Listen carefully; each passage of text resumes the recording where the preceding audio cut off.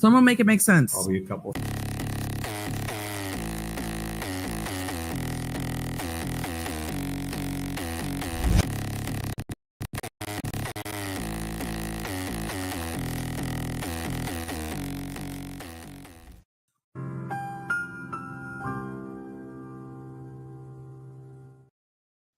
Hello, guys. We are back with a quickie here.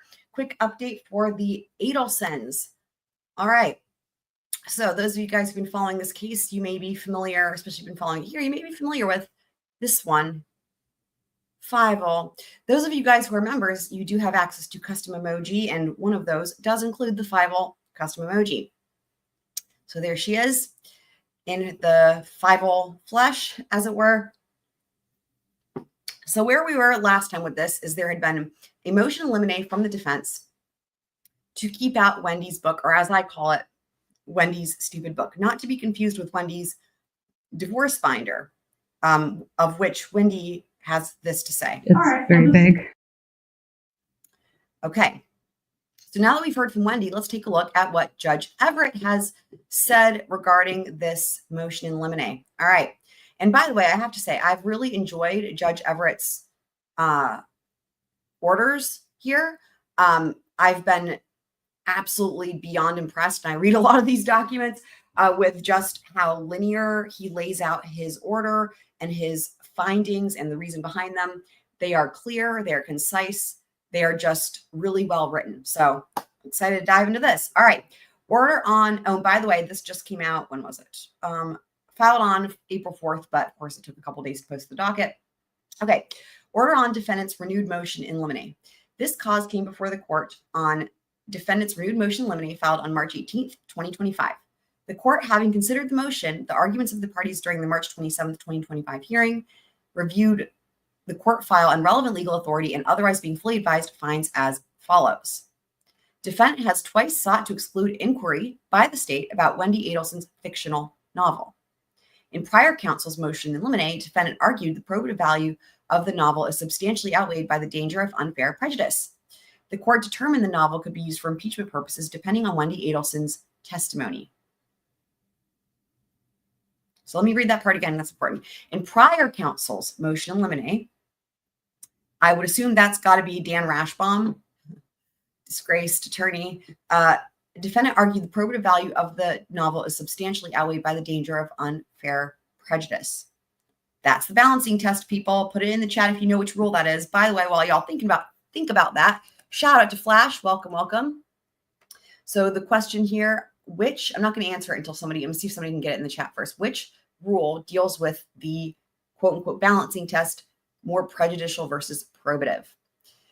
The court determined the novel could not be used for impeachment purposes depending on, sorry, let me read that again. The court determined the novel could be used for impeachment purposes depending on Wendy Adelson's testimony. So if Wendy says something, right, and she can be impeached by the contents of her stupid book, then that could be grounds for bringing that in.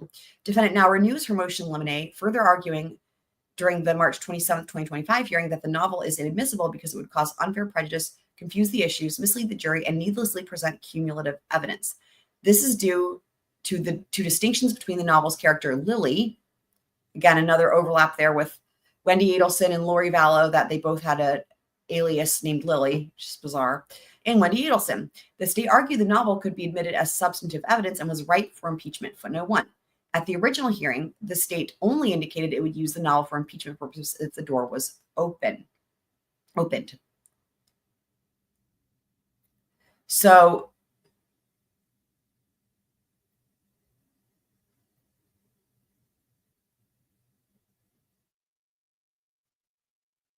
and it's the change here is they've added in here admitted as substantive evidence in addition to being ripe for impeachment. Flash says, I think I may have Koberger transcripts. Okay, that's awesome. Yeah, no, we've already covered those, but I appreciate that. Yeah, those came out a while back.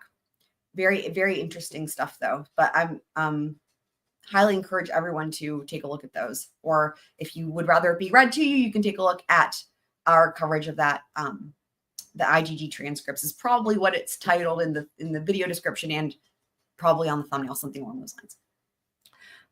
Wendy Adelson's novel. No, it's all good. I appreciate it, Flash. The thing with Idaho is the docs are really easy to get when they're not sealed because everything's posted to the Idaho Judicial Cases of Interest. So with other cases where it's harder to get docs, that's not the case, thankfully, in Idaho, where everything is there on the page, and the only exception is if it's sealed, right? But then no one can get it. So anything that's unsealed or was never sealed is there.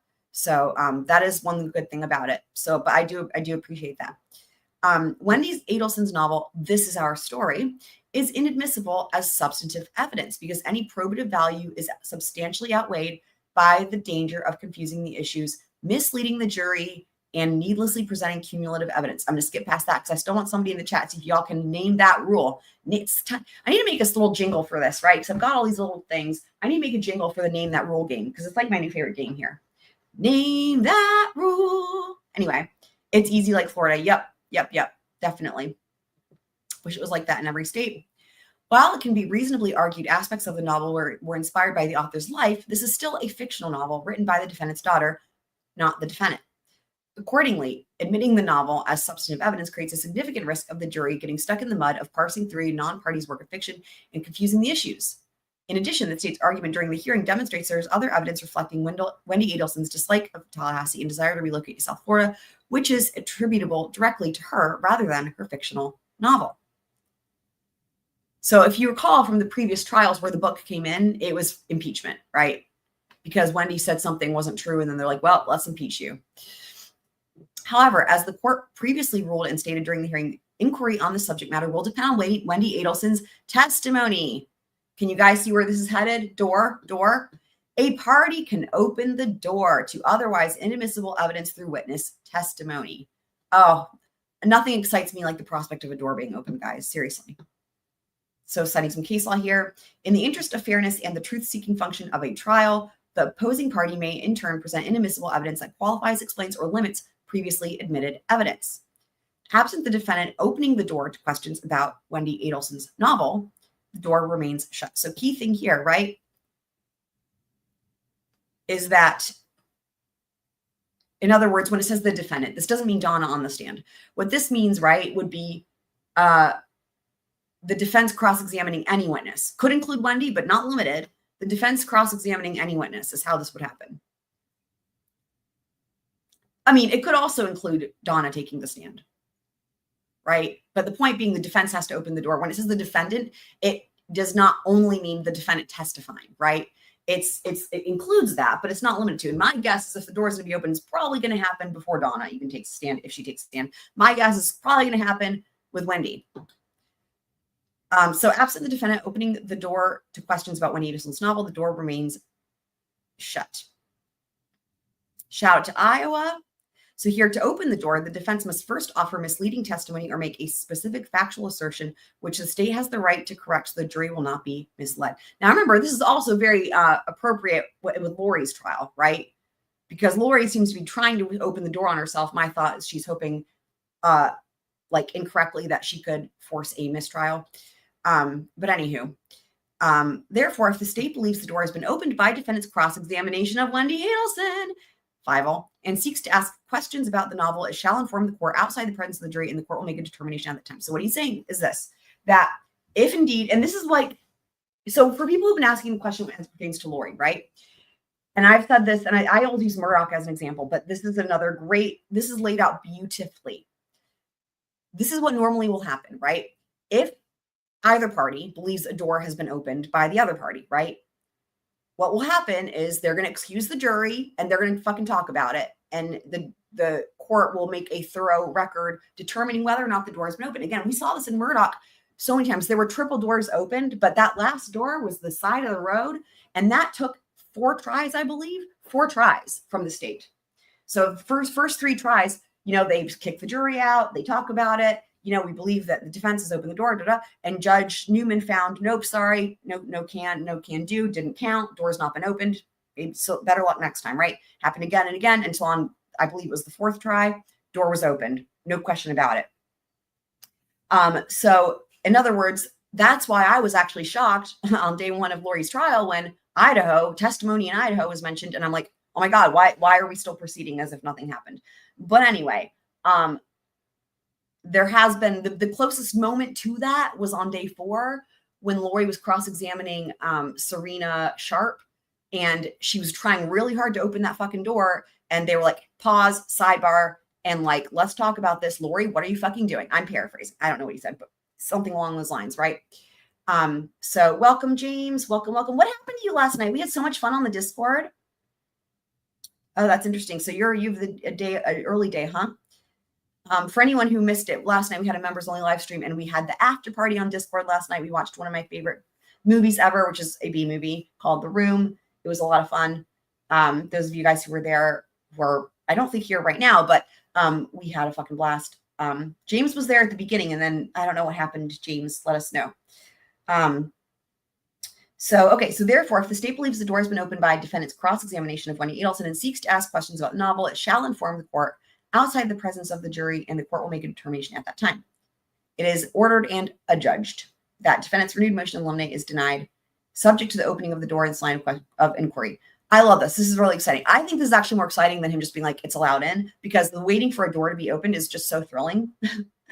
So that remains to be seen. My thought is that door is going to get fucking opened. That's my thought.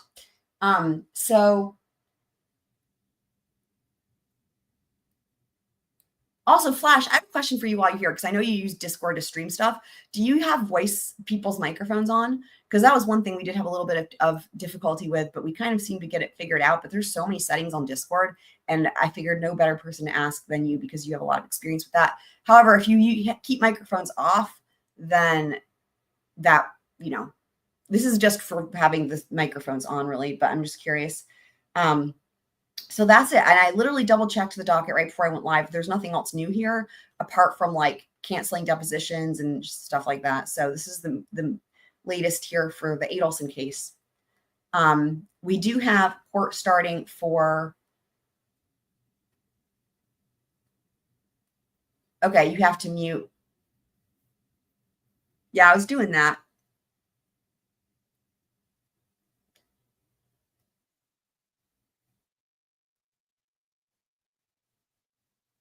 It's tough because I don't know what it sounded like, right, on everyone else's end. And unlike with YouTube, you can't go back and listen to it and hear what it sounded like. So it's tough, right, to say, okay, here's what it was doing, right? Like on YouTube, if there's technical difficulties, when you can go back and watch it and see what happened, see what it's like for the people on the other end, right? Anywho, but it seems like we got it figured out. Everybody was saying it got better. So, I think what we're going to do though, guys, is I think we're going to jump in. I don't have it set up to redirect, so it's just going to be a separate, stream. Flash says maybe have someone test it out beforehand.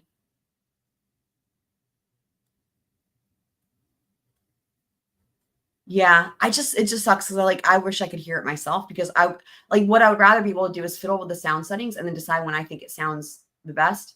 But there's no way to you know what I mean?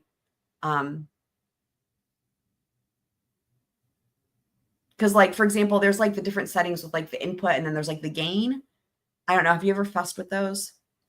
There's input sensitivity and then gain, mic gain or something. So. But yeah, so I think what we're going to do though, I don't have it set up to redirect you guys, but I think what we're going to do is jump into another stream here in just a sec. And this will be, we're going to jump into back with Lori's inner circle.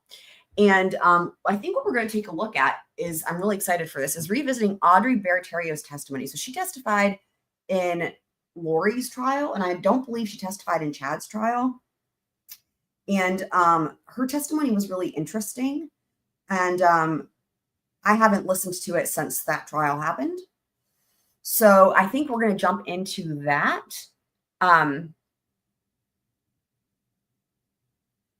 So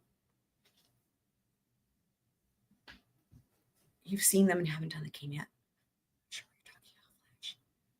We did movie night on Discord. Are you talking about Never Have I Ever? Shout out to Iowa. So yeah, so I think that's what we're going to do next. I don't know what to expect for day 5.